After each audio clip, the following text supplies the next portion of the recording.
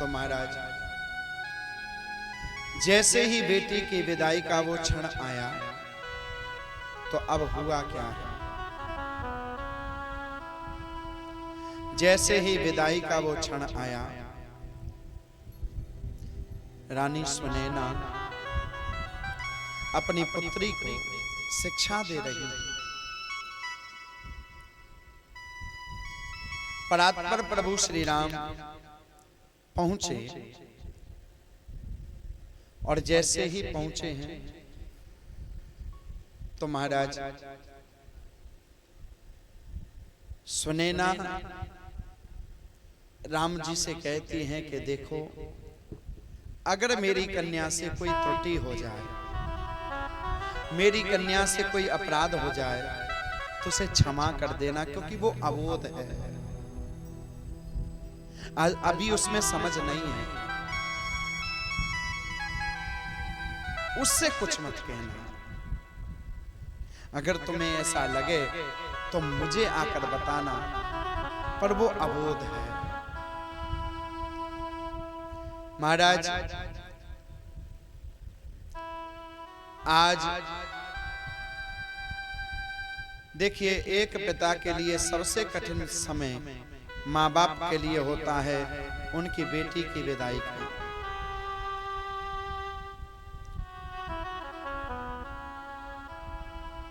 जिस आंगन में बेटी का जन्म हुआ, जिस घर में वो पली बड़ी, एक दिन वो घर बेगाना हो जाता है, एक दिन उस घर को छोड़कर जाना होता है, और ये संसार का नियम है। जिस घर में पल बढ़कर बड़ी हुई, भाई, जिस भाई के साथ सबसे ज्यादा लड़ाई होती है ना, वही भाई जब बहन को डोली में बिठाता है तो सबसे ज्यादा वही रोता है। एक पिता की स्थिति क्या कहे, बेटी के विवाह उत्सव में महीनों से तैयारियां करता है, सबके सामने, अरे सब कोई कमी ना रह जाए, कोई वस्तु विशेष ना रह जाए। पर एक बेटी के विदाई का जो क्षण है महाराज, कई बेटियां जो होती है ना, मरते दम तक अपने माँ बाप के नहीं भुला सकती। जहां भी जाएंगे एक ही प्रार्थना करेंगे, हमारे माँ बाप अच्छे रहें, हमारे भाई बंधु अच्छे रहें। पर कोई बेटा प्रार्थना नहीं करता कि माँ बाप ठीक रहे, पर बेटी जरूर करती है।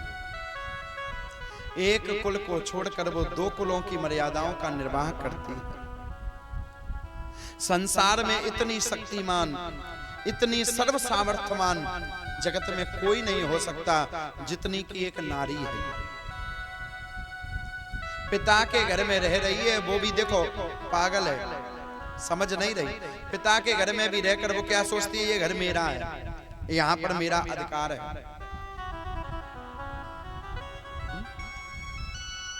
पर उसे क्या पता इस आंगन को छोड़कर जाना है।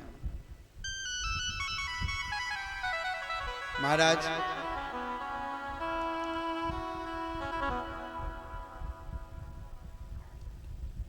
आज उस बेटी, उस बहन, बताओ नारी जाति ने सुख कब पाया। पिता के घर रही, भाई बंधुओं की रोक टोक में रही, अपनी मर्जी तो कर नहीं सकती। जब पिता के घर रही तो पिता की हुकूमत रही, भाई बंधुओं की हुकूमत रही, उसमें निर्वाह जीवन किया। वो जो कहते हैं उस पर चलना है। फिर एक दिन उसका पाणी ग्रहण हो जाता है। जब उसमें इतनी समझ तो है नहीं, हम एक दिन अगर कहीं रिश्तेदारी में जाएं तो 2 दिन में बेहाल हो जाते कि साहब चलो छोड़ो अपने घर चलो, और उसे जीवन पर्यंत के लिए उस घर को छोड़कर जाना है। उसकी स्थिति समझो, उस कन्या के मनोभाव को समझो, जिसने अपने 18 वर्ष 20 वर्ष उस घर में बिताए और एक क्षण में वो घर बेगाना हो जाता है साहब, वो घर बेगाना पराया हो जाता है। वो उस क्षण, एक क्षण में उस घर को त्याग कर चली जाती है महाराज। और एक बेटी सबसे ज्यादा प्रेम अपने बाप से करती है।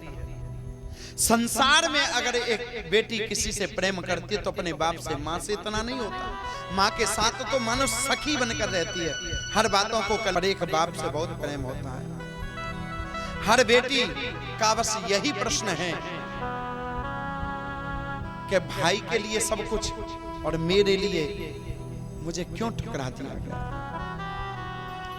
आप भी कभी बहन थी, बेटी थी, जीवन के इस मोड़ पर आई और जीवन को यहाँ पर ऐसा मोड़ मिला कि अब जिंदगी में नित नए अनुभव प्रकट हो रहे हैं, नित नया।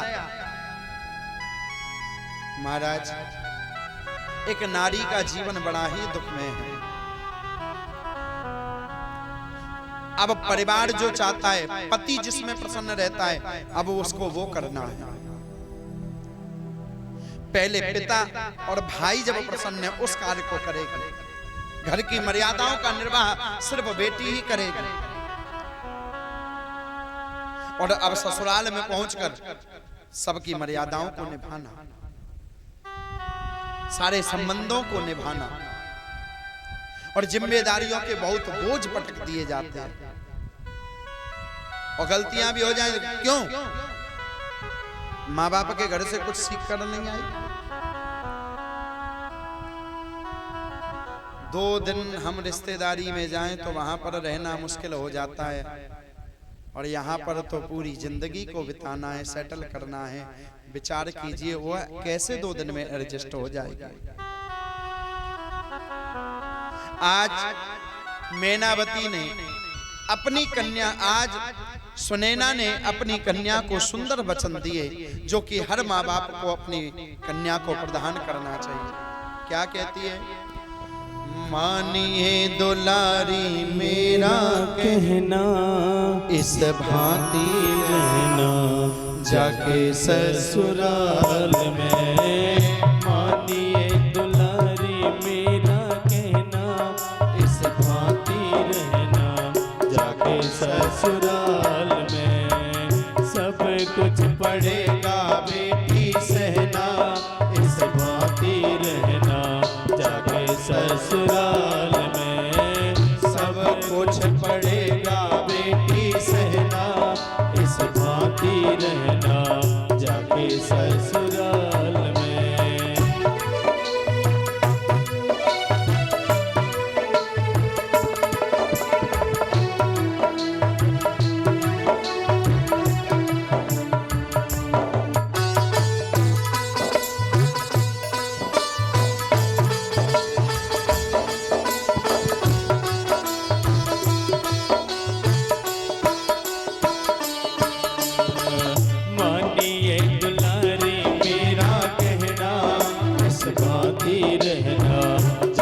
ससुराल में मानिए दुलारी मेरा कहना, इस भांति रहना जाके ससुराल में। सब कुछ पड़ेगा बेटी सहना, इस भांति रहना जाके ससुराल में।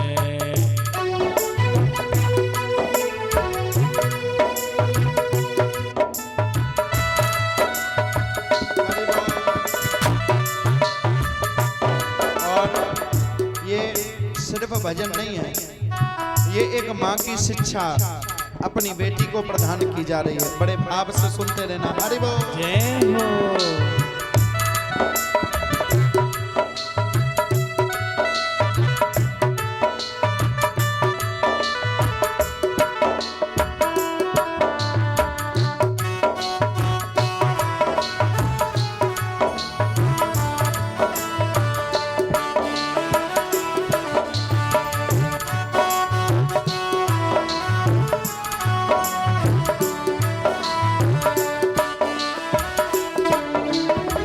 माता के समान अपनी सासू जी को मानना, माता के समान अपनी सासू जी को मानना, पिता के समान अपने ससुर जी को जानना, पिता के समान अपने ससुर जी को जानना, माता के समान अपनी सासू जी को जानना, पिता के समान अपने ससुर जी को जानना, जेठानी का आदर करना, देवरानी से प्यार करना, जेठानी का आदर करना, देवरानी से प्यार करना, इन्हीं को समझना अपनी बहना, समाधि रहना जाके ससुराल में, इन्हीं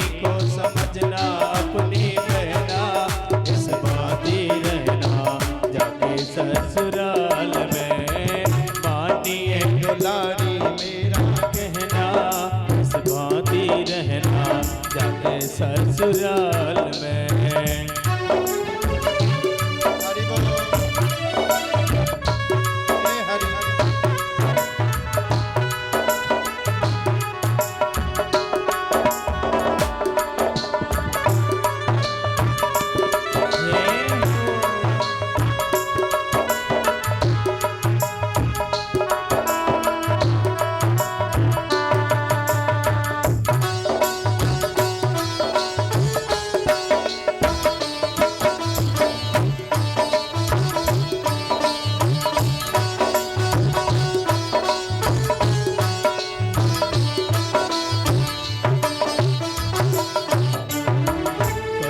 कभी सासू तेरे कड़वे बोल बोलेगी, कभी कभी सासू तेरे कड़वे बोल बोलेगी, मारे मारे ताने तेरे मन को बिछोलेगी, मारे मारे ताने तेरे हृदय को बिछोलेगी, कभी कभी सासू तेरे कड़वे बोल बोलेगी, मारे मारे ताने तेरे हृदय को बिछोलेगी, कुछ मत बोलना तू, मुँह मत खोलना तू, कुछ मत बोलना तू, मुँह मत खोलना तू, नीचे को झुका के रहना नैना, समाधि रहना जाके ससुराल में, नीचे को झुका के रहना नैना, इस बाती रहना जाके ससुराल में, मानिए दुलारी मेरा कहना, इस बाती रहना जाके ससुराल में। हरि बोल।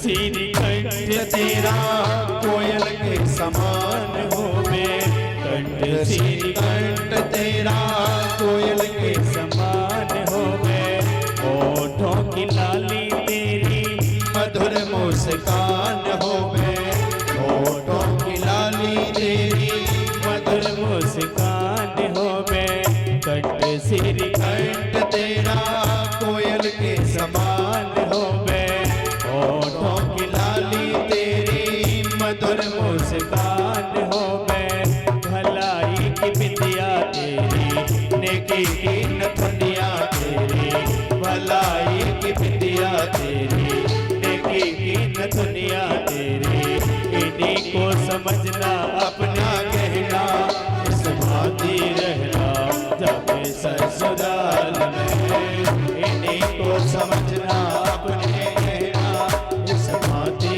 रहना जाके ससुराल में, मानिए दुलारी मेरा कहना, इस भांति रहना जाके ससुराल में।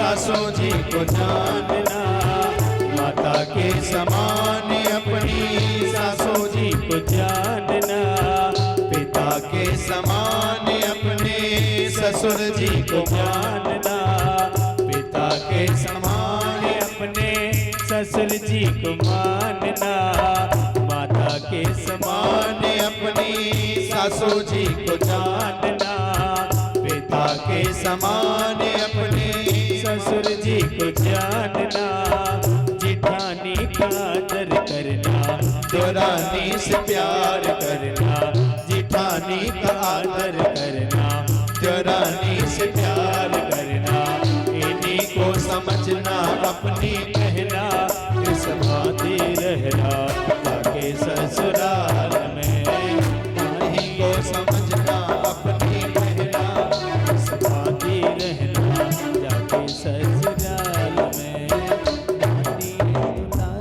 मेरा कहना इस भांति रहना जाके ससुराल में। महाराज